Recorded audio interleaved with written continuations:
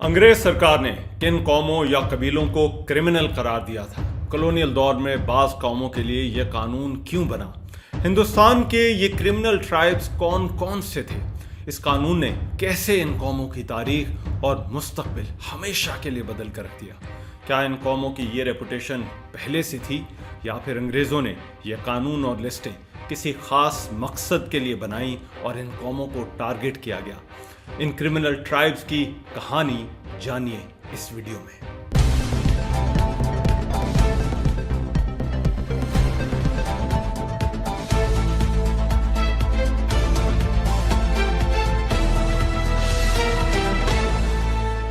Criminal tribes Hindustan میں رہنے والی وہ قومیں تھیں جنہیں انگریز سرکار نے ایک قانون لا کر کرمنل قرار دے دیا تھا۔ یہ ایک ایسا فیصلہ تھا جس نے نہ صرف ان کا سوسائٹی میں سٹیٹس، اس وقت ان کا رہنا سہنا، بلکہ ان قوموں کی آنے والی تاریخ بھی بدل ڈالی۔ اس فیصلے کے اثرات ہندوستان کے کلچر، سوسائٹی اور ان لوگوں پر بہت دوررس تھے۔ یہ قوانین کیوں لائے گئے؟ کیا وجہ تھی ان قبیلوں کو کرمنل قرار دے کر یہ نام دیا گیا؟ انگریز سرکار کو ایسا کرنے کی ضرورت کیوں پیش آئی؟ ہندوستان کے ان کرمنل ٹرائبز کی ہسٹری کیا ہے، یہ اس ویڈیو میں ڈسکس کریں گے۔ کرمنل ٹرائبز وہ قبیلے یا قومیں تھیں جن کو انگریز سرکار نے مختلف ادوار میں برٹش انڈیا کے کرمنل ٹرائبز ایکٹ 1871 کے تحت کرمنل قرار دیا تھا۔ ان ٹرائبز اور ان لوگوں کو نہ صرف کرمنل قرار دیا گیا بلکہ ان پر کئی ریسٹرکشنز بھی لگائی گئی۔ پہلے یہ دیکھ لیتے ہیں کہ یہ قانون آیا کیسے۔ یہ قانون کوئی ایک سنگل پیس آف لیجسلیشن نہیں تھا بلکہ یہ کئی قوانین تھے جو مختلف جگہوں اور مختلف سالوں میں لائے گئے۔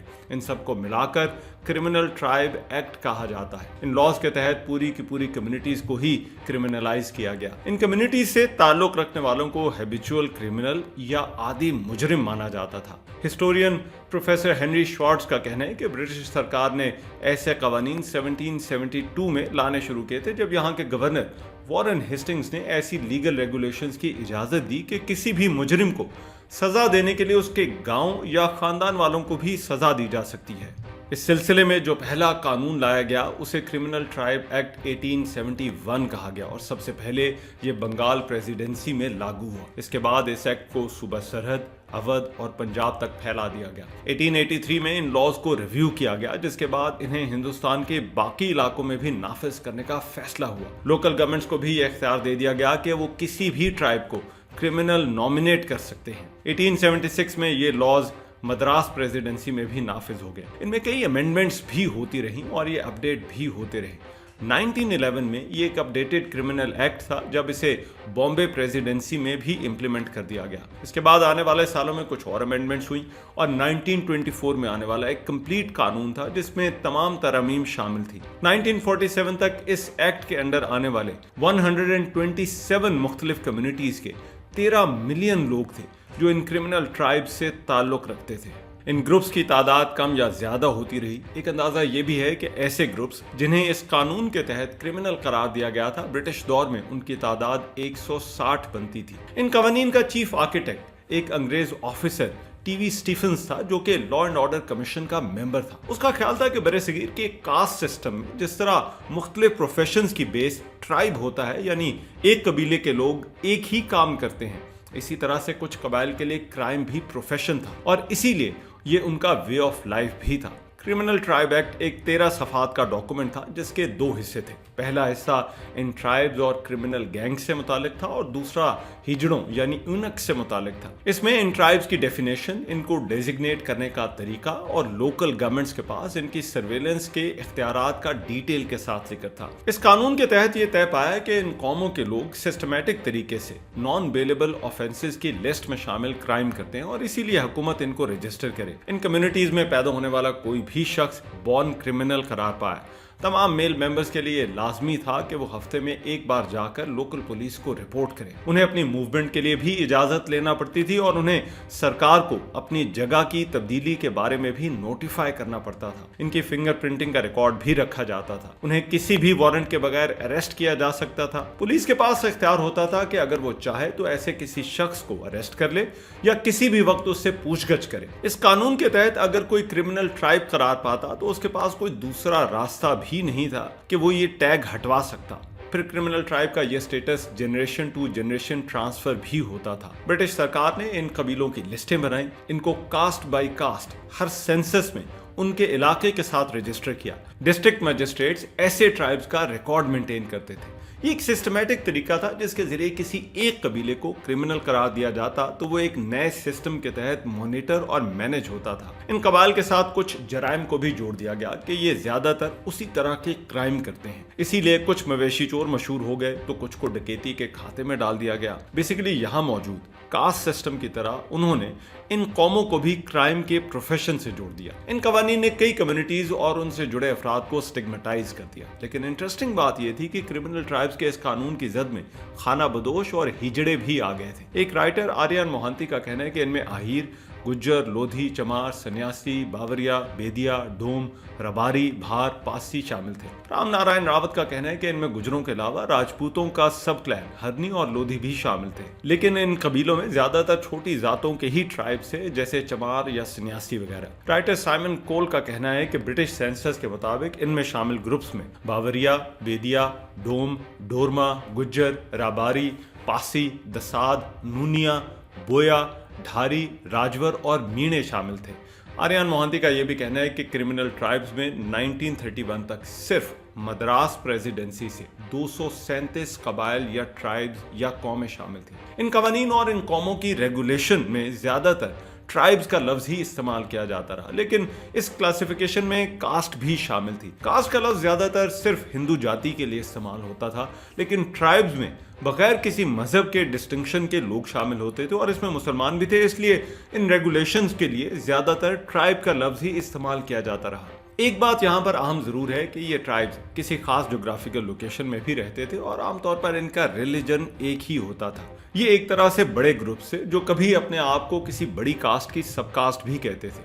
इनके मुकाबले में अक्सर कास्ट से मुराद एक बहुत बड़ी क्लासिफिकेशन थी जो मुख्तलिफ इलाकों में फैली होती थी, जिसमें अक्सर मुख्तलिफ रिलीजन के लोग भी होते थे, इसलिए वो इससे डिफरेंट था। लेकिन इसके बावजूद इनको कई दफा कुछ बड़ी कास्ट के साथ कंफ्यूज भी किया जाता है। अब देखते हैं कि अंग्रेजों को ऐसा करने का ख्याल क्यों आया और यहाँ रहने वाली कौमों के लिए उन्होंने ये कैटेगरी क्यों क्रिएट की। कुछ मॉडर्न हिस्टोरियंस का कहना है कि इस तरह से किसी ट्राइब या पूरे कबीले को क्रिमिनल करार देने का कॉन्सेप्ट अंग्रेज नहीं लेकर आए थे, बल्कि ये कॉन्सेप्ट बरे सगीर के जात पात के निज़ाम की वजह से यहाँ पहले से मौजूद था, लेकिन अंग्रेज सरकार ने इसे अपने फायदे के लिए जरूर इस्तेमाल किया। एक एंथ्रोपोलॉजिस्ट अनास्तासिया पिलियावस्की का कहना है कि ऐसा सिस्टम हिंदुस्तान में पहले से मौजूद था।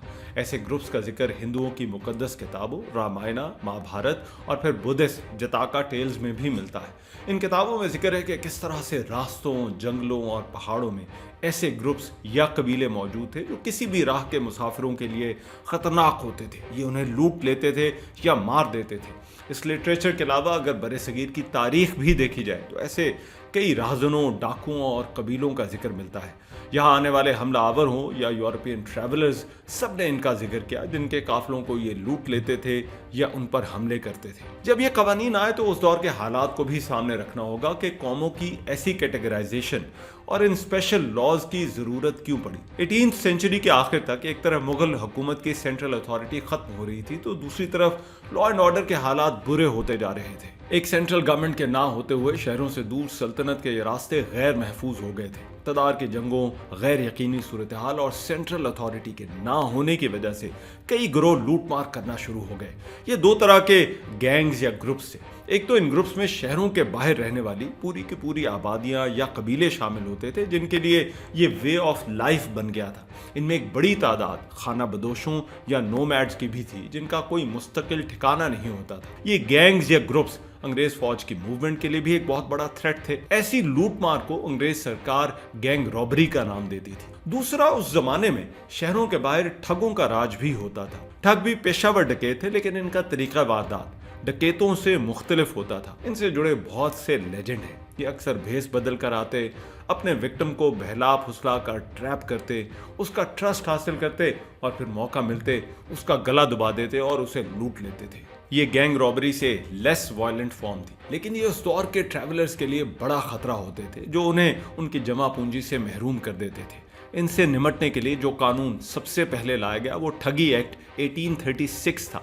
इसी कानून को क्रिमिनल ट्राइब एक्ट का लीगल प्रेसिडेंट भी कहा जाता है। कॉलोनियल रिकॉर्ड के मुताबिक ठगों की 5 खसूसियात होती थी। एक तो ये सीक्रेट रहते थे, इनका ग्रुप होता था, ये रवायती भी होते थे, ये रिलीजियस थे और ये अपने शिकार को गला घूंट कर मार देते थे। अगर कोई ऐसे ग्रुप का बंदा पकड़ा जाता तो उसके लिए सख्त सजा होती थी। 1830 में विलियम हेनरी स्लीमैन ने इस पर पहले एक आर्टिकल और फिर 3 किताबें लिखी। उस वक्त अंग्रेजों को लगता था कि इन ठगों के लिए क्राइम एक पेशा ही था और साथ ही ये जेनेटिक और फैमिली ट्रेट भी थी। 19वीं सेंचुरी के आखिर में ठगी और डकैती 2 बड़े जुर्म समझे जाते थे और दोनों ही गैंग एक्टिविटीज थी। ये उस वक्त का ऑर्गेनाइज्ड क्राइम था। आबादी बढ़ रही थी और ट्रेड भी, ट्रैवल एक ज़रूरत था। लोगों को इन दोनों जराइम से खासा खतरा रहता था और उन पर काबू पाने के लिए ये कानून लाया गया। लेकिन उस वक्त इस लॉ एंड ऑर्डर सिचुएशन और इस क्लासिफिकेशन को अंग्रेजों ने अपने सियासी मकासद के लिए भी इस्तेमाल किया। एक राइटर मीना राधा कृष्णन का कहना है कि 1857 की जंग आज़ादी के बाद बहुत से ट्राइबल चीफ्स जिन्होंने अंग्रेजों की मुखालफत की थी उन्हें भी क्रिमिनल ट्राइब के खाते में डाल दिया गया और ऐसे सरदारों या कबाइल को सजा देने के लिए क्रिमिनल ट्राइब करार दिया गया। मीना राधा कृष्णन के ही मुताबिक 1857 की जंग आज़ादी में धन सिंह गुर्जर और बांके चमार को इसी एक्ट के तहत सजा दी गई। हिस्टोरियंस इसकी एक और वजह भी बताते हैं और वो ये कि अंग्रेज सरकार के लिए शहरों और देहातों में रहने वालों और इन खाना बदोशों के दरमियान डिस्टिंक्शन बहुत मुश्किल थी। ये खाना बदोश गांव-गांव फिरते, कुछ मवेशी भी पालते थे, इनमें से कुछ करतब दिखाते, कोई उनको बंजारा कहता था तो कोई बाजीगर। अगरचे जिप्सीज यूरोप में भी होते थे लेकिन इनकी वहाँ भी कोई रेपुटेशन अच्छी नहीं थी। हिंदुस्तान एक वसीम मुल्क था, खाना बदोशी यहाँ की एक पुरानी ट्रेडिशन थी, लेकिन अंग्रेज सरकार इन्हें वाइल्ड और सेवेज समझते थे। इनका रिकॉर्ड रखकर और इनकी मूवमेंट को कंट्रोल करके ब्रिटिश सरकार को इनको काबू में करने का एक तरीका नजर आया। लिहाजा इन तमाम ग्रुप्स को भी इन क्रिमिनल कौमों में शामिल कर दिया गया और ये सिर्फ अपने लाइफस्टाइल की बेस पर इस लिस्ट में आ गई। इस क्रिमिनल ट्राइब की क्लासिफिकेशन की एक और बड़ी वजह यह भी थी कि अंग्रेजों को कहीं ना कहीं यहाँ इस तरह से हिंदुस्तान के लोगों को ग्रुप करना और फिर मैनेज करना आसान लगता था। फिर उस जमाने में रेस पर भी खासा फोकस था, तभी तो उस दौर में क्रिमिनल ट्राइब के अलावा मार्शल रेस और एग्रीकल्चरल ट्राइब जैसे कॉन्सेप्ट्स भी आए और ये लिस्टें भी बनती रही। अंग्रेज पॉलिसी मेकर्स कास्ट को इस हिंदुस्तानी सोसाइटी का एक बेसिक यूनिट समझते थे, इसीलिए वो इसको बुनियाद बनाकर पॉलिसियां बनाते रहे। शायद उनका बरसगीर को देखने का लेंस ही ये था। जॉर्ज मैकमैन, जिसने बरसगीर की मार्शल रेसेस पर किताब लिखी, उसने इन क्रिमिनल ट्राइब्स के लोगों को एब्सोल्यूट स्लाइम और बीस्ट ऑफ फील्ड लिखा। इन कवानीन का खासकर फोकस पंजाब भी था, जहां ब्रिटिश सरकार को लॉ एंड ऑर्डर के हवाले से बहुत से चैलेंजेस दरपेश थे। ये एक बहुत बड़ा इलाका था जहां जंगल, पहाड़ और दरिया थे। इन गुजरगाहों से ब्रिटिश पुलिस या फौज का गुजरना मुश्किल होता था। फिर अंग्रेजों की लूटमार की वजह से पंजाब के लोगों की माली हालत भी अच्छी नहीं रही थी, लिहाजा ये सख्त कवानीन लाकर इन इलाकों को इस तरह से कंट्रोल करने की कोशिश की गई। इंटरेस्टिंग बात यह थी कि इस निज़ाम की इन क्रिमिनल करार दिए जाने वाले लोगों के अलावा कहीं भी कोई बहुत ज़्यादा मुखालफत नहीं की गई। उस वक्त लोगों को लगता था कि इन कौमों पर पाबंदियां लगाकर सरकार ने अच्छा काम किया है, इसीलिए इस सिस्टम को सरप्राइजिंगली पब्लिक सपोर्ट हासिल थी। अब देखते हैं कि इन ट्राइब या कौमों को क्रिमिनल करार देने के असरात क्या हुए। इस कानून के असरात खासे गहरे थे, खास तौर पर खाना बदोश इससे सबसे ज्यादा मुतासिर हुए। एक तो इन खाना बदोशों की मूवमेंट को काफी हद तक रिस्ट्रिक्ट कर दिया गया, उन्हें पुलिस को रिपोर्ट करना पड़ता था, पुलिस उन्हें हैरेस भी करती थी, उनके सर्वेलेंस का सिस्टम खासा सख्त था। हो सकता है कि इनमें से कुछ वाकई क्रिमिनल्स हों, लेकिन इस कानून के तहत उनके पूरे ग्रुप को, खानदान को या गांव को क्रिमिनल करार देकर उनकी निगरानी की जाती थी और कई लोग बिला वजह इसकी लपेट में आ गए। फिर यह खाना बदोश या क्रिमिनल करार दिए जाने वाले कोई बहुत वेल ऑफ या तगड़े लोग नहीं थे, इनमें से अक्सर सोसाइटी के बड़े डाउन ट्रॉडन तबकात थे, इसलिए उन्होंने इन कवानीन के खिलाफ उस वक्त कोई कानूनी या सियासी रास्ता भी इख्तियार नहीं किया। इनमें से कई ट्राइब्स को ये मालूम ही नहीं था कि ये पॉलिसी उनसे मुताल्लिक है, इसलिए उनका कई साल इसी पॉलिसी के तहत इस्तेहसाल भी होता रहा। ये लोग भी स्टिग्मेटाइज हो गए, जिसका नतीजा ये हुआ कि अगर उन्हें काम भी मिलता था तो निचली सतह का काम मिलता था और कोई अच्छा काम तो करवाते नहीं थे लोग उनसे, इसलिए ये ट्राइब गरीब से गरीब होते चले गए। इनकी रेपुटेशन ने इनके लिए और भी मुश्किलात बढ़ा दी। इंटरेस्टिंगली इन क्रिमिनल ट्राइब्स के लिए सूबाई हुकूमतों ने कुछ इस्लाही स्कूल भी कायम किए, जिनमें इन लोगों को क्रिश्चियनिटी की तरफ आने की तबलीग भी की जाती थी। इन इदारों का कंट्रोल अक्सर मिशनरी इदारों के पास था और कई जगह इनको अटेंड करना भी लाजमी था। इन कबीलों की फीमेल पॉपुलेशन भी खासी मुतासिर हुई। शहरों में होने वाली चोरी चुकारी का भी शक सबसे पहले उन पर ही जाता था और उन्हें भी हरास किया जाता था। सबसे ज्यादा मुतासिर होने वाले हिजड़े थे। अगरचे ये कवानीन ट्राइब्स के लिए थे, लेकिन हिजड़ों को भी क्रिमिनल कौमों की लिस्ट में डाल दिया गया। इनमें ख्वाजा सरा और कोठी भी शामिल थे और उनके लिए लफ्ज यूनक इस्तेमाल किया गया। इन कवानीन के तहत या तो ये रिस्पेक्टेबल होते थे या फिर मशकूक, और ये बच्चों के अगवा और सॉडमी में भी मुलव्वस होते थे। इनकी निशानी ये भी थी कि ये पब्लिक में परफॉर्म करते और औरतों वाले कपड़े पहनते थे। इस एक्ट के तहत ऐसे किसी भी बिहेवियर को बुरा और मशकूक समझा जाता था। अगर कोई इस तरह से हिजड़ा एक्टिविटीज में पकड़ा जाता, यानी औरतों की तरह कपड़े पहनकर पब्लिकली डांस करता, तो उसके लिए जुर्माना था। ब्रिटिश सरकार को लगता था कि इनकी रजिस्ट्रेशन भी जरूरी है, क्योंकि ये बच्चे उठा कर ले जाते हैं। इनकी बच्चे उठाने वाली रेपुटेशन शायद आज भी है और लोग अभी भी ऐसा ही समझते हैं।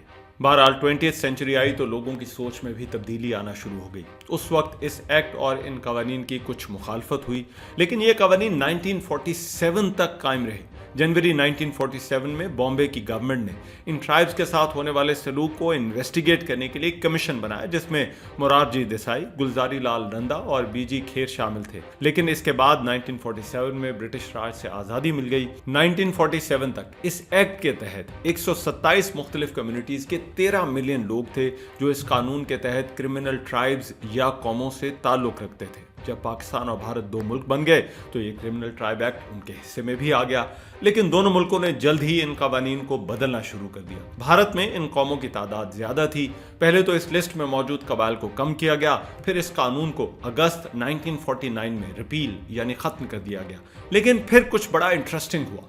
इस कानून के खत्म होने के बाद भारत के अंदर ही मुख्तलिफ शहरों में क्राइम वेव देखी गई और क्राइम रेट फिर से बढ़ गए, जिसके बाद भारतीय सरकार को इससे मिलता जुलता एक और कानून लाना पड़ा। यह हैबिचुअल ऑफेंडर एक्ट 1952 था, जिसने इस क्रिमिनल ट्राइब के कानून को एक तरह से रिप्लेस कर दिया। इस क्रिमिनल ट्राइब कानून को जब खत्म किया गया तो फरवरी 1952 में जो कबीले क्रिमिनल ट्राइब करार दिए जाने की बंदिश से आजाद हुए या जिन्हें डी नोटिफाई किया गया, वो डी नोटिफाइड ट्राइब्स करार पाए। ये डी नोटिफाइड ट्राइब्स या नोमैडिक ट्राइब्स अब भी मौजूद हैं और भारत में इनके लोगों की तादाद तकरीबन 60 मिलियन है। पाकिस्तान में भी यह कानून ज्यादा देर नहीं रहा और ऊपर तले होने वाली कुछ लेजिस्लेशंस ने इसकी कुछ हिस्सों को ओवर रूल कर दिया। 1956 के क्रिमिनल ट्राइब एक्ट रिपील के तहत इसे खत्म कर दिया गया, लेकिन फिर भी पाकिस्तान में FCR जैसे कवानीन रहे जो इसी से मिलते जुलते थे। ये FCR का कानून भी 2018 में खत्म हुआ। क्रिमिनल ट्राइब का कानून तो खत्म हो गया और अंग्रेज भी यहाँ से चले गए, लेकिन ये ट्राइब्स अब भी मौजूद हैं।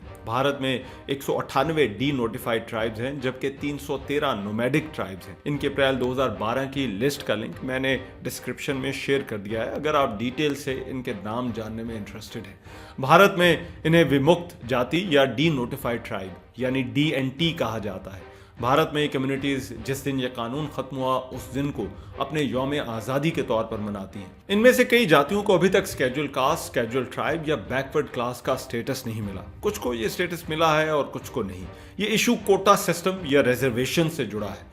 रॉय बर्मन का इस बारे में कहना है कि स्केड्यूल कास्ट भारतीय आइन के आर्टिकल 342 के मुताबिक एक एडमिनिस्ट्रेटिव और पॉलिटिकल कैटेगरी है, जिसके तहत किसी भी ट्राइब या कास्ट को स्केड्यूल करार दिया जाता है। 2008 में national commission for D notified nomadic और सेमी नोमैडिक ट्राइब्स ने भी ये मांग की थी कि उन्हें वही रिजर्वेशन या कोटा दिया जाए जो स्केड्यूल कास्ट को मिलता है।